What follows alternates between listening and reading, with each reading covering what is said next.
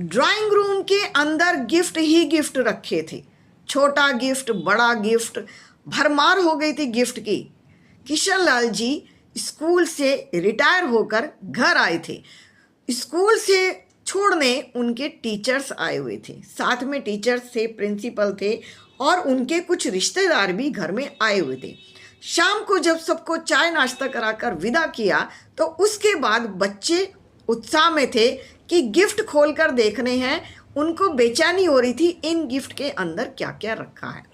किसी के अंदर शॉल, किसी के अंदर घड़ी, किसी के अंदर सूटकेस, किसी के अंदर चड्डी और किसी के अंदर धार्मिक पुस्तकें थी, क्योंकि रिटायरमेंट पर ये सब कुछ मिलता है। कोई कोई तो गिफ्ट इतना शानदार था कि उसमें क्रॉकरी सेट, कांच के बर्तन और गिफ्ट आइटम भरमार थी।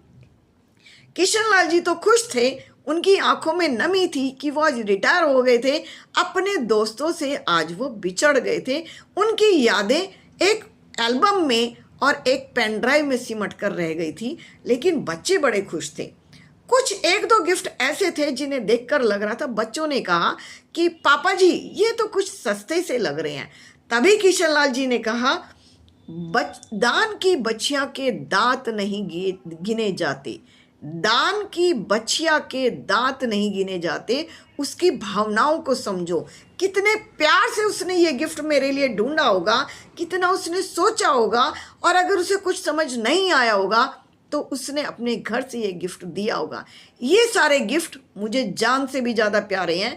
मैं एक चीज़ चाहता हूँ चंचल बेटा और रूबी, मैं ये चाहता हूँ इन गिफ्ट को संभाल कर तुम मेरी अलमारी में रख दो। मुझे जब जब लगेगा मैं इन गिफ्ट को यूज़ करूँगा, और अगर मुझे लगेगा तो मैं इन गिफ्ट को देख लिया करूँगा।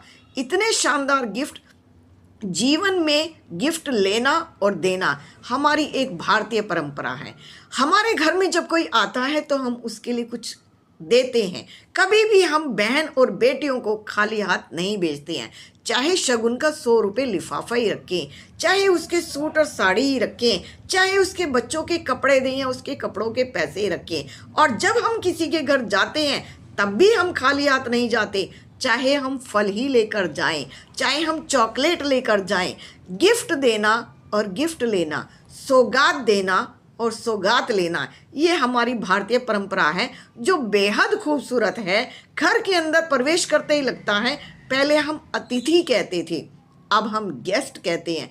अतिथि जिसकी कोई तिथि ना हो, और अब जब आते हैं तो मेहमान बनकर आते हैं और फ़ोन करके आते हैं, क्या हम आपके पास आ जाएं? तब